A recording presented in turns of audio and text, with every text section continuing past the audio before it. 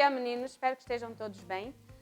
Estamos aqui para mais uma aula de física e hoje vamos falar sobre a quantidade de movimento, o impulso e colisões. Na vossa tarefa da semana passada, eu já tinha pedido que vocês lessem uma parte deste conteúdo, mas hoje vamos fazer um resumo de todo o conteúdo para vocês, depois, aí em casa, passarem esse resumo para o caderno. Quantidade de movimento. Sempre que houver uma interação entre dois corpos, sendo que ao menos um deles esteja em movimento ou adquira de movimento, a determinação da quantidade de movimento e do impulso é importante para o estudo dessa interação. A quantidade de movimento é uma grandeza vetorial determinada pela massa do corpo multiplicada pelo seu vetor velocidade. Aí temos a expressão matemática da quantidade de movimento, que é Q igual a massa vezes a velocidade. Como já viram, a quantidade de movimento é uma grandeza vetorial, por isso aparece o vetor. Em outras palavras, o que isso quer dizer? Quando nós vemos um objeto em movimento, nós não temos a percepção de que ele pode adquirir uma velocidade em detrimento da sua massa. Ou seja, quanto maior for a velocidade da massa, maior é a quantidade de movimento.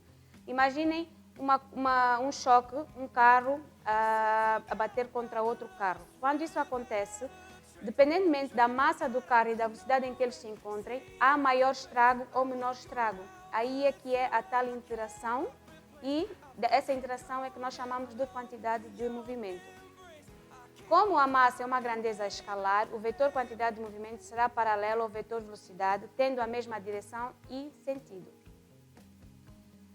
Agora vamos passar para o impulso. O que é exatamente o impulso? O impulso é uma grandeza física que estuda a interação de uma força aplicada a um corpo com o tempo de aplicação. A aplicação do impulso determina a variação da quantidade de movimento. Este é o teorema do impulso. Para uma força, o módulo constante agindo em intervalo de tempo, o impulso temos ali o símbolo do impulso, que é a letra I, vai ser igual a força vezes a variação do tempo. O impulso vai ser, em outras palavras, a força aplicada a um corpo em detrimento do tempo que ele vai demorar a deslocar-se. Sempre que há aplicação de força, o corpo desloca-se e, em consequente, vai demorar um certo tempo a deslocar-se. Então, quando nós vemos que algo é impulsado, nós vemos que houve uma aplicação da força para este corpo mudar de uma posição para outra, nós dizemos que houve um impulso. E este impulso sempre temos que ter em conta o movimento, o tempo que ele demorou a passar de um ponto para o outro. Como a variação do tempo é uma grandeza escalar, o vetor impulso terá sempre a mesma direção que o sentido da força que ocasiona, porque a força é uma grandeza vetorial e o impulso também é uma grandeza vetorial. Então, o impulso vai ter sempre a mesma direção que a força aplicada. Teorema do impulso. O impulso mede a variação da quantidade de movimento de um corpo e pode ser deduzido a partir das expressões que estão ali na vossa tela. Ou seja, sabemos que a força é igual à massa vezes a aceleração e que a aceleração, por sua vez, é igual à variação da velocidade na razão da variação do tempo. Substituindo esta expressão na fórmula anterior, vamos ter força igual à massa vezes a variação da velocidade em função do tempo. E sabendo que quando há variação significa que é o maior menos o menor, ou o final menos o inicial, então a massa vai ser igual à velocidade final, que é 2, menos a velocidade inicial, que é 1, na razão da variação do tempo. Separando ou agrupando estes termos, nós vamos obter que a massa vezes a força vai ser igual à massa vezes a velocidade final, menos a massa vezes a velocidade inicial. Sabendo que massa vezes velocidade é igual à quantidade de movimento, obteremos quantidade de movimento 2 menos quantidade de movimento 1. Como anteriormente formulado, o impulso é igual à variação da quantidade de movimento. Como exemplo, podemos citar uma situação bastante comum. Um projétil disparado provoca um recuo da arma. Ou seja, sempre que se dispara uma bala a partir de uma arma, geralmente a pessoa tem a tendência de ir para trás. O que acontece? A força aplicada foi para frente e a aplicação do impulso ocasionado devido à força aplicada dá o recuo para trás. Isso é que vai fazer com que haja uma variação de velocidade maior para frente e outra velocidade para trás. O que vai acontecer é que o impulso seja igual à variação da quantidade de movimento. No caso de um sistema em que as forças externas são nulas ou a resultante delas é nula, o impulso do sistema também vai ser nulo.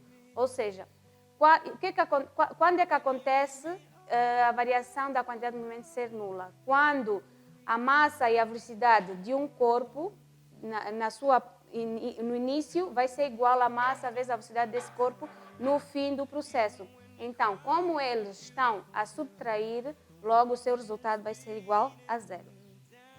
Choques. Os choques também podem ser considerados como colisões.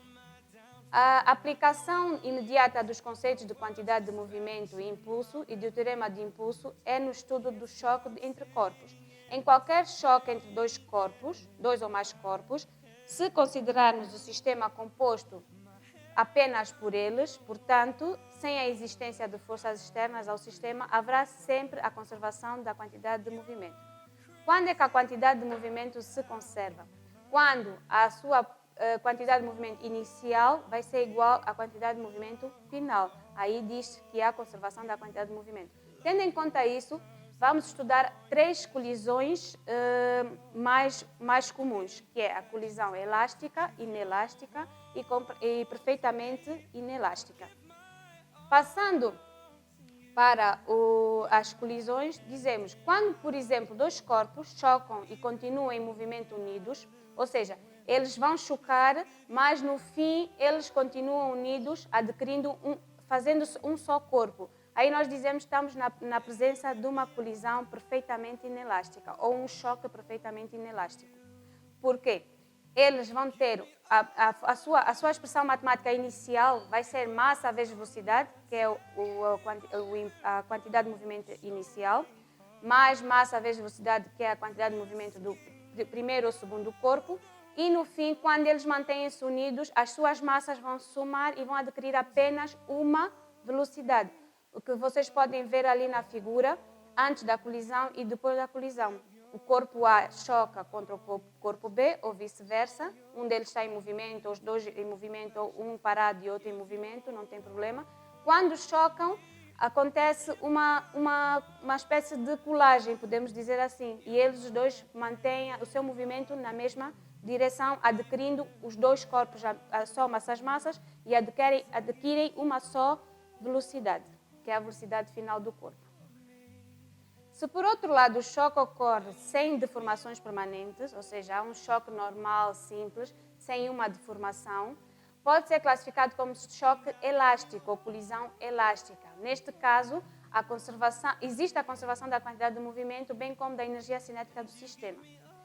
Já expliquei há pouco tempo, quando há conservação da quantidade de movimento, significa que a quantidade de movimento inicial do corpo vai ter que ser igual à quantidade de movimento final do mesmo corpo, e neste caso estamos a falar de 2 corpos, então vai ser do conjunto ou do sistema. Então nós vamos ter a expressão matemática, que é a quantidade de movimento 1 do primeiro corpo, quantidade de movimento mais a quantidade de movimento do segundo corpo, vai ser igual à mesma expressão matemática, porque há conservação da quantidade de movimento. Então, a fórmula inicial vai ter que ser igual à fórmula final.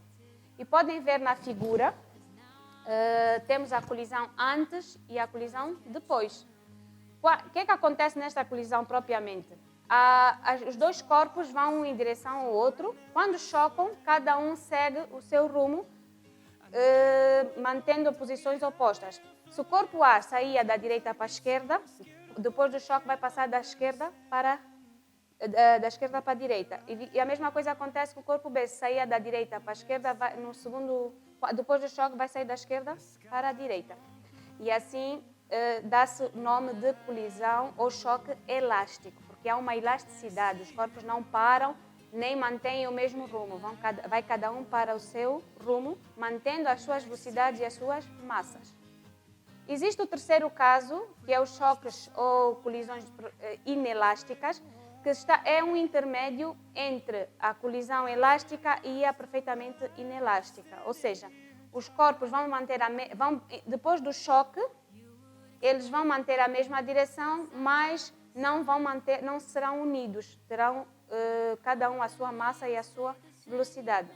O que faz com que haja uma diferença ou não haja conservação da quantidade de movimento. Não há também conservação da energia cinética do sistema.